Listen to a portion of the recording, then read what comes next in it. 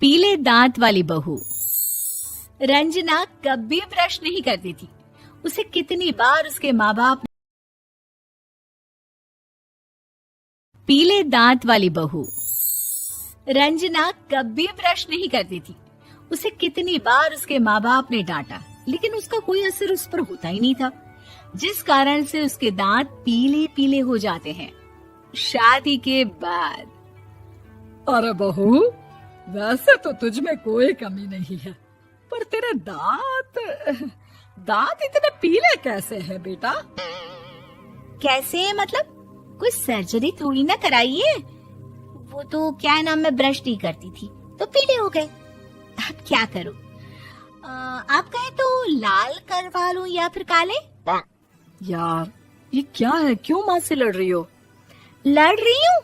अरे मैं लड़ रही हूँ या ये बोल रही है कि दांत पीले हैं, पीले। अरे तपस्या थोड़ी ना की है इन्हें पीले करने के लिए। बकायदा ब्रश नहीं किया है 20 साल तक, तब जाकर। छी, कैसी बात कर रही हो? ये उस वक्त तो पीले नहीं थे जब हम लोग तुम्हें देखने आए थे। अरे तब साफ करवा लिया होगा डेंटिस्ट के पास जाकर। अब देखो कैसे पीले पीले लग रहे हैं। रंजना सास की तरफ गुस्से से देखती है। फिर शुरू हो गई पीले पीले पीले। अरे पीले तो तब भी थे जब मेरे हाथ का रसगुल्ला उड़ा उड़ा कर खा रही थी और बोल रही थी, लड़की नहीं गुणों का खजाना दे रहे भाई साहब आप। खैर, अब वो लोग करते भी तो क्या करते, पीले दांत वाली बहू पल्ले पड़ी थी तो झेलना तो था ही। एक दिन कीर्तन में रंजना गाना गा रही थी। अरे कमला बहन, माँ का द्वार है, यहाँ तो सब शुद्ध होकर आते हैं, फिर अपनी बहू को ब्रश भी नहीं करवाती तुम। दूर से पीले पीले दांत भक्ति में बाधा उत्पन्न कर रहे हैं। अरे कोई 2 साल के बच्ची थोड़ी ना लेकर आई हूँ मैं बहू बनाकर। अच्छी खासी लड़की है, अरे कैसे करवाऊं ब्रश? ये तो उसे खुद करना चाहिए ना। अब माँ बाप तो इसके जैसे तैसे निपटा दिए, ये नहीं सोचा कि सास कैसे संभालेगी। सास बहू को लेकर घर आ जाती है, लेकिन सोच लेती है कि अब इसे लेकर कहीं नहीं जाएगी। अगले रोज बहू कहती है, अरे क्या हो गया, मंदिर नहीं जाना क्या? कीर्तन का वक्त हो रहा है। मेरी मधुर वाणी से कान्हा जी जागते हैं और सोते हैं। आप तो जानती है ना उनकी भक्ति में कितना मन लगता है मेरा। वो क्या है ना, तबीयत ठीक नहीं लग रही है मेरी, आराम करूंगी मैं। तबीयत ठीक नहीं लग रही? अभी तो मिथुन के गाने पर नाच रही थी आप, और अब बोल रही है कि तबीयत ठीक नहीं लग रही।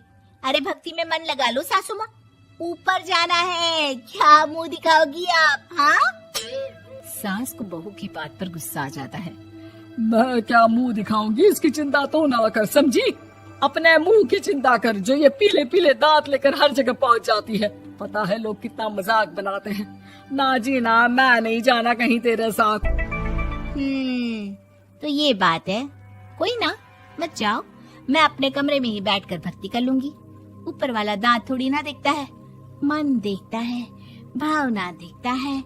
और अरे बस बस, तू सब कुछ दिखा, बस ये सफेद चमकदार दांत ना दिखाना किसी को, है? जा यहाँ से। बहू को सास की बात का कोई फर्क नहीं पड़ता। वो तो जैसी थी वैसी ही रह जाती है। सुबह नहाकर किचन में खाना बनाना, फिर खाना खाना, कीर्तन भजन करना और सो जाना।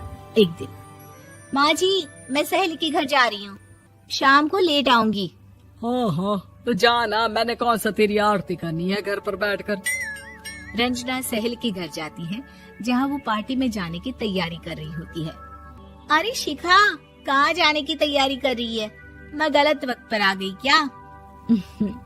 अरे नहीं यार, उल्टा सही वक्त पर आई है। मैंने ये साड़ी और ज्वेलरी निकाली है यार, शाम को इनके ऑफिस की एक पार्टी में जाना है। बताना कैसा लग रहा है ये सब? नहीं यार, इस ड्रेस के साथ तो वो वाली ज्वेलरी अच्छी लगेगी। हाँ हाँ सही बोल रही है, मैंने ध्यान ही नहीं दिया। वैसे तो हमेशा से मस्त फैशन सेंस रखती है। तो बड़ा जाती होगी ना पति के साथ पार्टी में। रंजना कुछ नहीं बोलती, बस सोचती है कि यार काश ये बात सही हो जाती। पर मैं क्यों नहीं जाती पार्टी में? क्या इन लोगों की कोई पार्टी होती नहीं होगी? रंजना घर आती है और रात में पति से सवाल करती है, एक बात बताइए, आप मुझे किसी पार्टी में क्यों नहीं ले जाते? क्या आपके यहाँ ऑफिस में पार्टी नहीं होती? पति बेचारा क्या कहता कि दांत पीले हैं तुम्हारे इसलिए। अरे कोई पार्टी होती नहीं हम लोगों के ऑफिस में, तो कहाँ से लेकर जाऊं? और मार्केट, मॉल, कहीं वीकेंड घूमना, कहीं तो। अरे यार, सारे हफ्ते में एक छुट्टी मिलती है, तो सोचता हूँ कि आराम ही कर लूं। क्यों? रंजना मन मार के रह जाती है। पहले कभी सास के साथ मंदिर जाया करती थी, लेकिन वो भी सास ने ले जाना बंद कर दिया। घर बैठी बैठी रंजना बोर हो जाती है। तभी उसे आइडिया आता है और वो मायके जाने का सोचती है। सासू माँ, 2 दिनों के लिए मम्मी के घर जा रही हूँ। अच्छा ठीक है, आराम से जा। और हाँ, माँ से कुछ अच्छी आदत सीख कर आना कि कैसे शरीर के हर भाग की तरह दांतों की सफाई भी जरूरी होती है, समझी? शुरू हो गई ना आप? वो लोग आपकी तरह नहीं है कि छोटी छोटी बात का बतंगड़ बना दे। उन लोगों के लिए मैं मायने रखती हूँ, ना कि मेरे पीले पीले दांत। रंजना माँ को बिना बताए उन लोगों को सरप्राइज देती है, लेकिन जैसे ही वो दरवाजे पर पहुंचती है, अंदर देखती है कि घर वाले कहीं जा रहे होते हैं। अब माँ, काश रंजना दीदी के दांतों वाली प्रॉब्लम नहीं होती, तो वो भी हम लोगों के साथ चलती ना बुआ जी की बेटी की शादी में। हाँ बेटा, लेकिन अब उसे कौन समझाए कि उसको उसके पीले दांत नहीं दिखते, लेकिन उसके आसपास के लोगों को कितना एम्बैरेसिंग फील कराते हैं। मुझे तो कितनी बार उसके स्कूल की टीचर ने शिकायत की कि उसके साथ कोई लड़की बैठना भी नहीं चाहती, और ना ही कॉलेज में कोई उससे बात करना चाहता था। लेकिन पता नहीं क्यों उसे ये बात समझ में ही नहीं आती। कोई कमी नहीं है उस लड़की में, बस यही कि दांत पीले हैं। वो तो भला हो जीजाजी और उनकी माँ का, जो दीदी को जैसी है वैसे ही रखा हुआ है। रंजना को अपने घर वालों की बात सुनकर बहुत दुख होता है।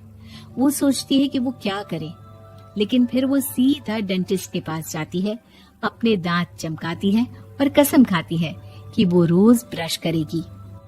अरे क्या हो गया? तुम तो 2 दिनों के लिए गई थी ना, पर कोई ना, अच्छा है, चलो आ गई तो। रंजना सास के सामने आकर खड़ी हो जाती है और पूरी स्माइल करती है, उसके चमकदार दांतों को दिखाती हुई। चले मंदिर। माँ, मुझे माफ कर दीजिए, मैंने आप लोगों को बहुत एम्बैरेसिंग फील करवाया। मैं आज से रोज ब्रश करूंगी।